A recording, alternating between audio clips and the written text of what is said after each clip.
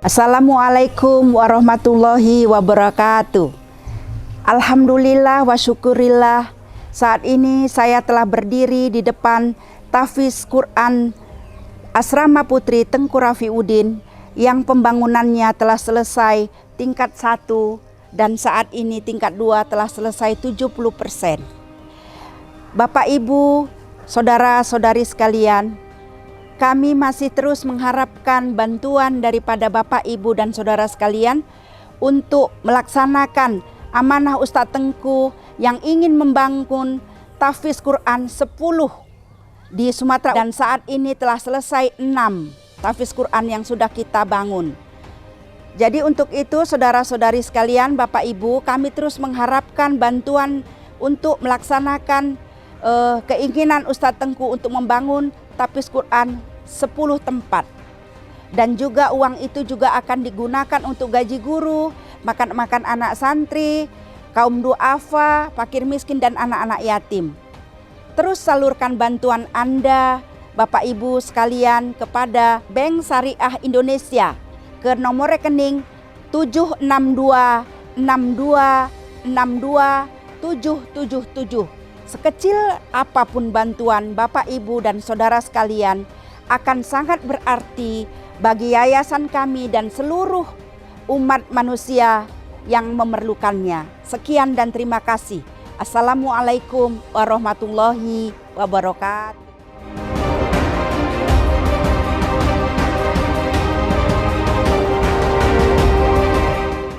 Assalamualaikum warahmatullahi wabarakatuh. Alhamdulillahirabbil alamin. Allahumma salli ala sayyidina Muhammadin. Kaum muslimin dan muslimat dimanapun Anda berada, marilah sama-sama kita senantiasa bersyukur pada Allah Subhanahu wa taala dan senantiasa bersalawat kepada baginda Nabi Muhammad sallallahu alaihi wasallam.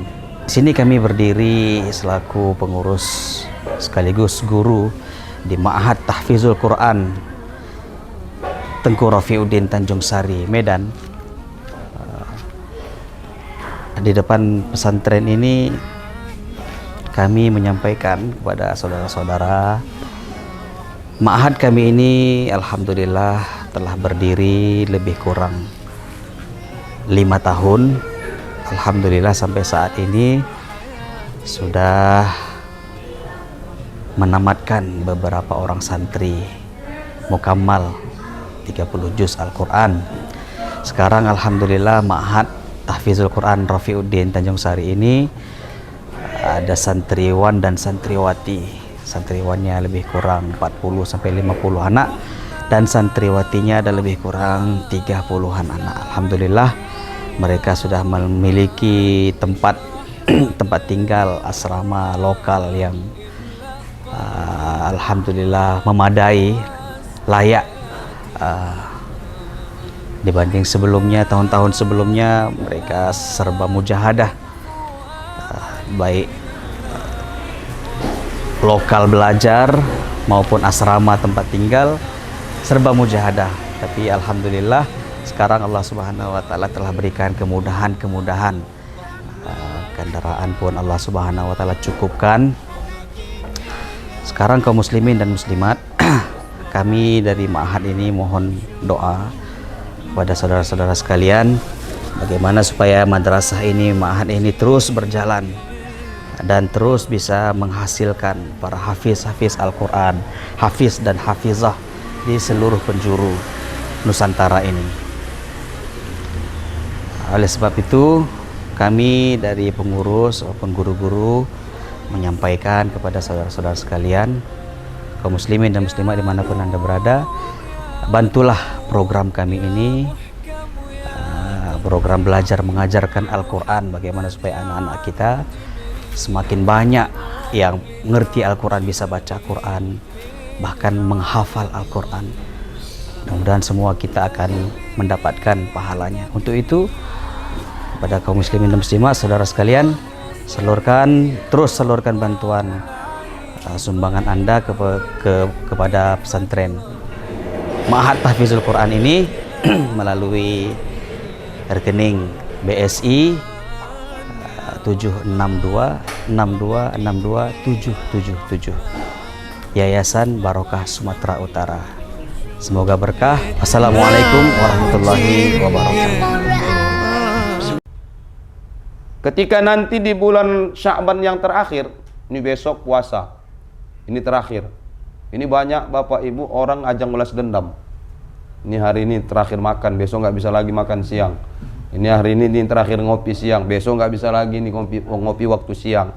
Akhirnya apa? Hari itu dia buat untuk memuaskan, karena besok nggak bisa lagi. Ya kalau yang puasa, kalau nggak puasa bisa aja kan? Karena kalau bulan Ramadan itu banyak manusia tanpa kepala.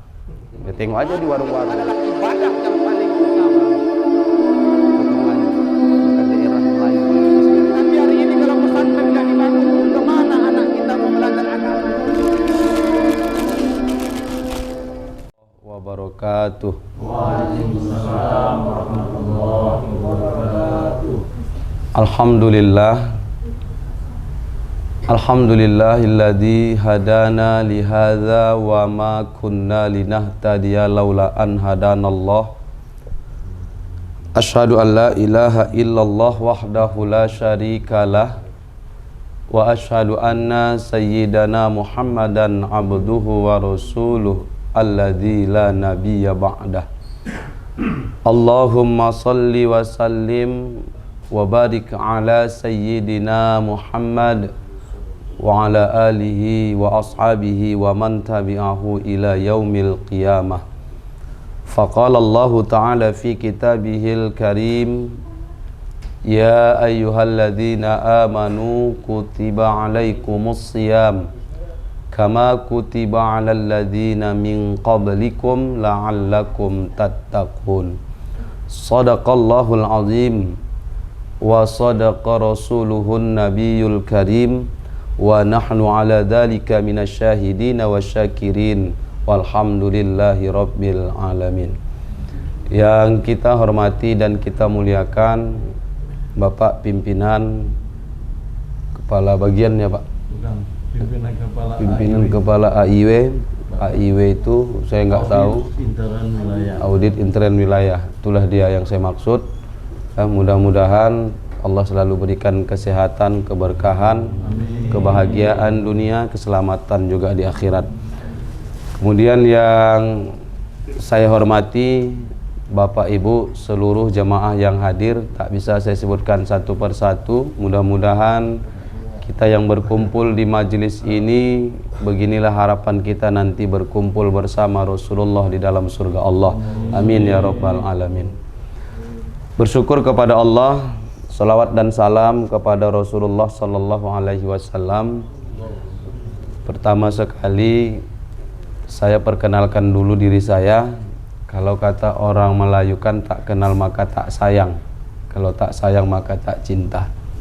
Jadi nggak akan mungkin bisa cinta kalau tidak sayang. Tak mungkin datang rasa sayang kalau kita tidak saling mengenal. Nama saya Arif Habibi Batubara. Tadi saya dikirim juga sama Bang lupa saya namanya, Bang Riki, undangannya.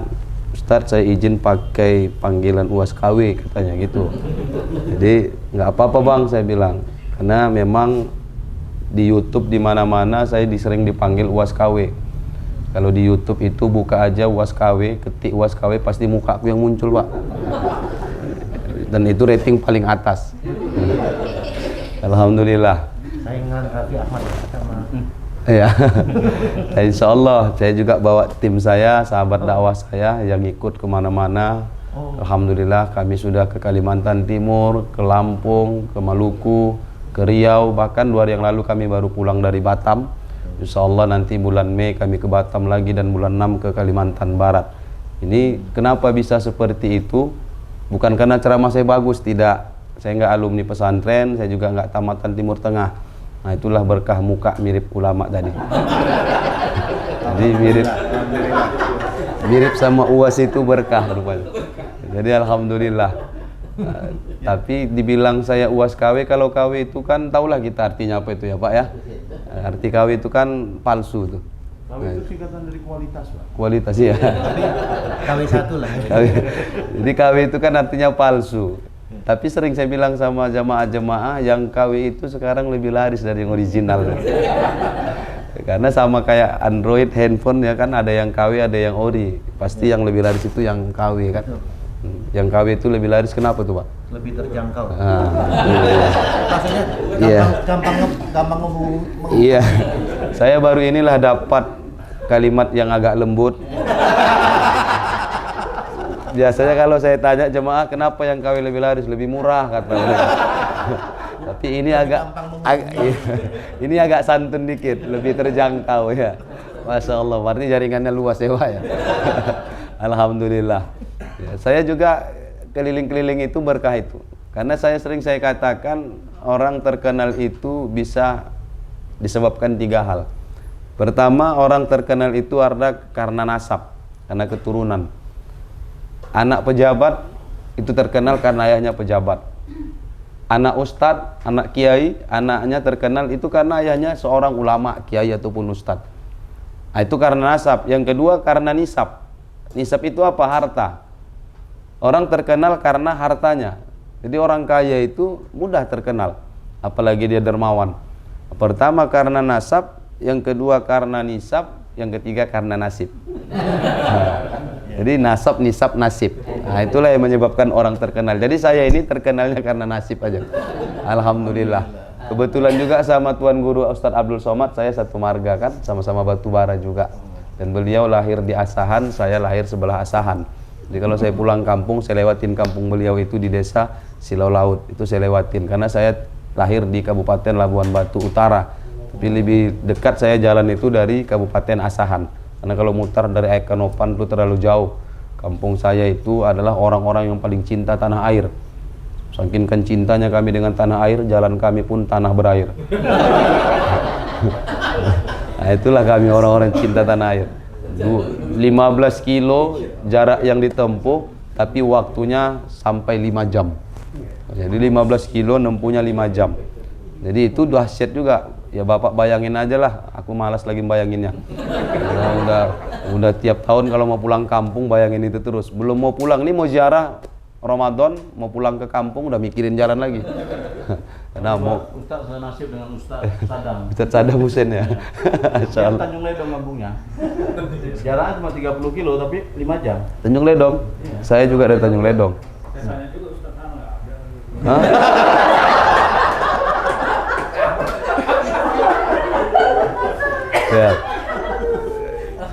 Ya. Biasa, kalau memang di kampung kelahiran itu kita nggak terkenal. Karena kalau Nabi itu juga di Mekah lahirnya kan diusir dia dari kampung kelahirannya. Jadi kalau kita nggak dianggap di kampung sendiri, itu udah fitrahnya. Rasulullah juga begitu. Bahkan Rasul diusir, ya. Jadi maklum bang. Tapi abang di Tanjung Ledong di mana? Mungkin abang pedalaman kali.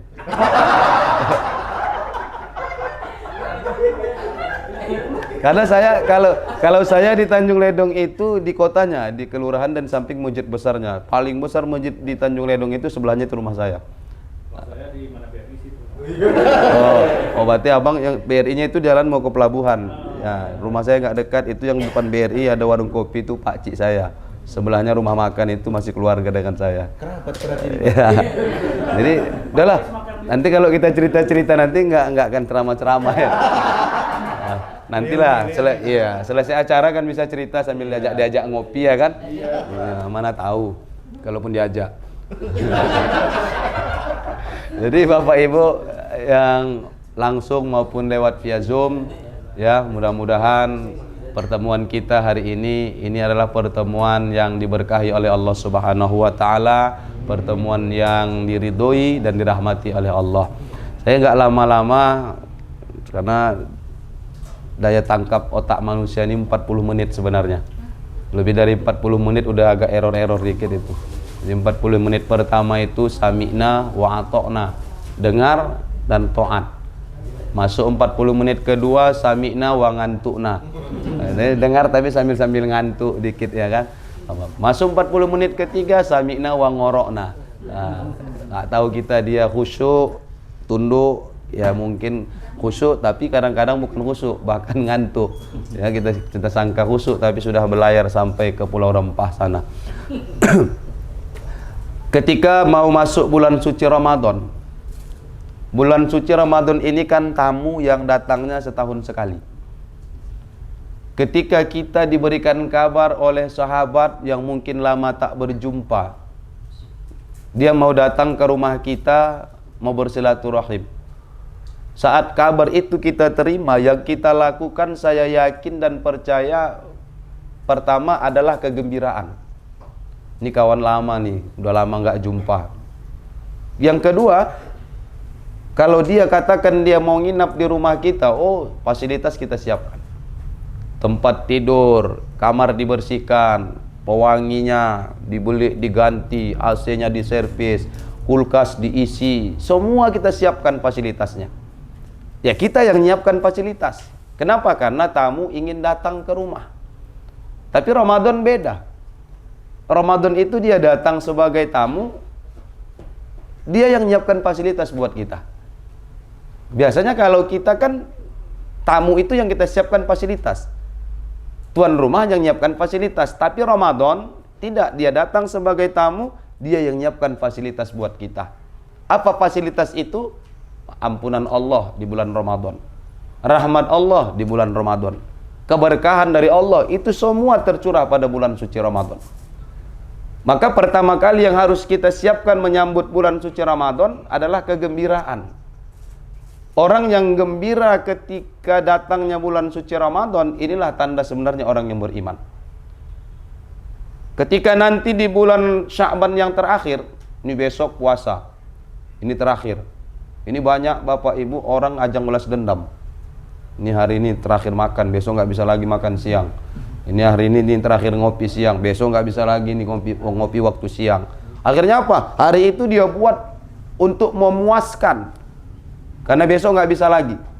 Ya kalau yang puasa, kalau nggak puasa bisa aja kan? Karena kalau bulan Ramadan itu banyak manusia tanpa kepala. Ya tengok aja di warung-warung, kan tertutup, lewat kaki aja yang nampak, kepalanya nggak ada. Nah itu banyak di bulan Ramadan. Saya bilang kalau di bulan Ramadan itu banyak manusia siluman yang keluar. Nah, yang pertama kegembiraan. Yang kedua apa? Yang kedua itu ketika bulan bersih, bulan suci datang, saya yakin ketika ada rumah yang bersih, sudah lantainya dipel kilat, tiba-tiba datang orang mau masuk kakinya kotor, kira-kira diizinkan nggak masuk? Nggak mungkin diizinkan. Boleh dia masuk, boleh, tapi bersihkan dulu tuh kakinya. Berarti kalau bulan Ramadan itu bulan suci, kita mau masuk nih ke bulan Ramadan, yang pertama berarti bersihkan dulu diri kita. Bersihkan dulu. Kenapa? Karena diri kita ini mungkin dalam setahun ini banyak melakukan kemaksiatan. Kalau dosa sama Allah enak dosa sama Allah enak, cukup istighfar, taubatan nasuha, Allah ampuni dosa-dosa kita. Tapi kalau dosa sesama manusia, sebelum kita minta maaf, ini nggak diampuni Allah dosa kita. Nah inilah beratnya dosa sama manusia. Kalau sama Allah mudah. Nanti malam nangis saja istighfar, betul-betul minta ampun sama Allah, nyesali perbuatan, dan berjanji nggak akan mengulangi lagi. Itulah taubat nasuha. Tapi kalau sama manusia nggak bisa, tetap harus minta maaf dulu. Makanya nanti kalau masuk bulan Ramadan banyak orang kena stroke. Ntar lagi kalau mau masuk bulan Ramadan banyak kena stroke. Tengok aja nanti SMS WA masuk, mulut tak bisa berbicara, tangan tak bisa bergerak, kaki tak bisa melangkah, kan stroke itu. Hanya pesan inilah yang kusampaikan kan?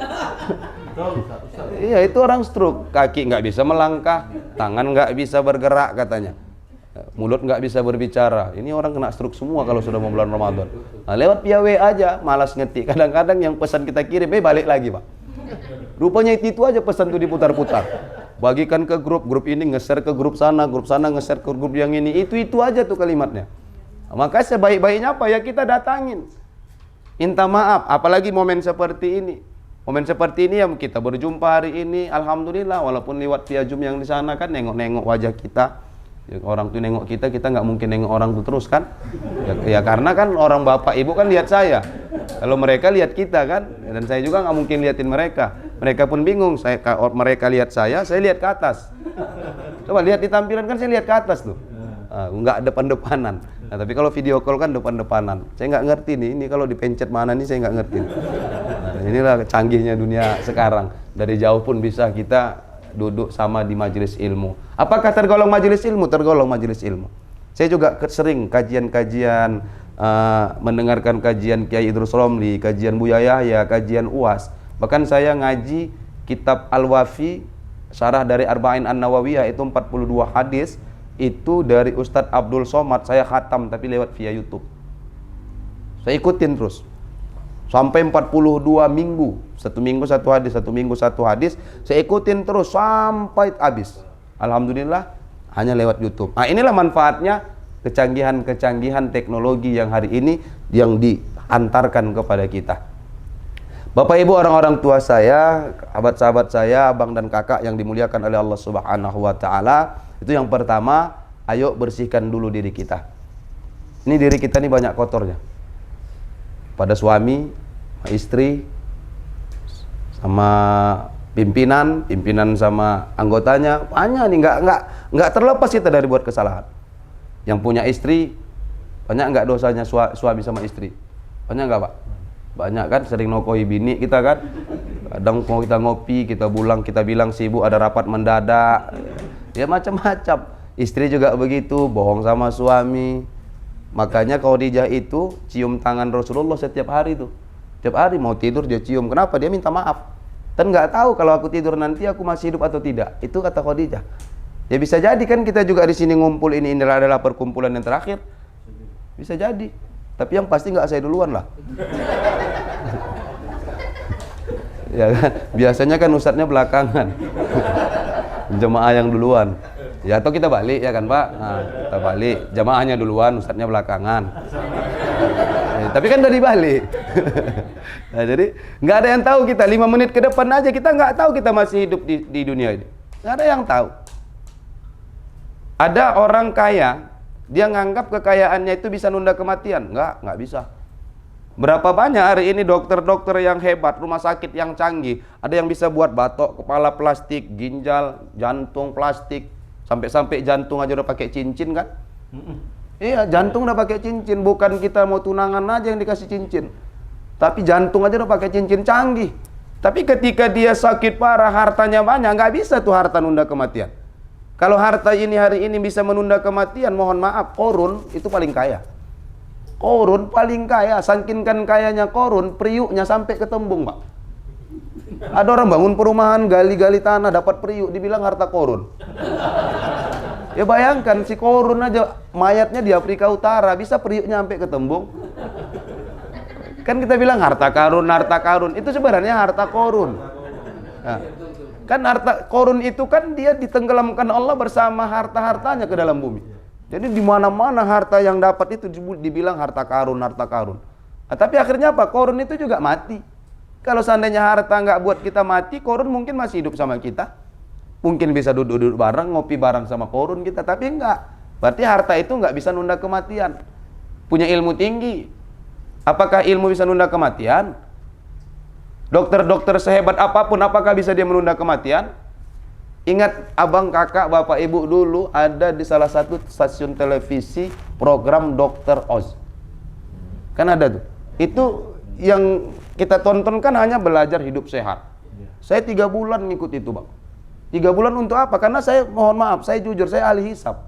Saya itu ahli hisab, saya perokok. Saya mau meninggalkan rokok, nonton itu supaya bisa berusaha untuk meninggalkan rokok. 3 bulan saya nonton, 1:30 siang itu. Setiap hari saya tonton. 3 bulan tuh saya nonton, dia meninggal duluan. Padahal dia ngajari hidup sehat. Ya. Untung baru 3 bulan. Gara-gara dia meninggal, tak jadi aku berhenti merokok.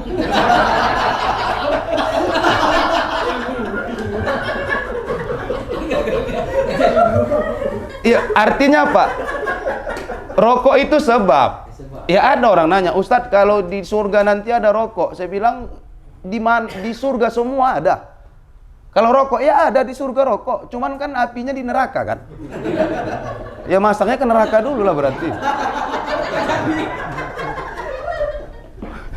Jadi hidup ini begitu, kita nggak tahu. Ilmu nggak bisa nunda kematian. Jabatan Fir'aun, udah banyak bukti kok. Kurang apa lagi tingginya jabatan Fir'aun?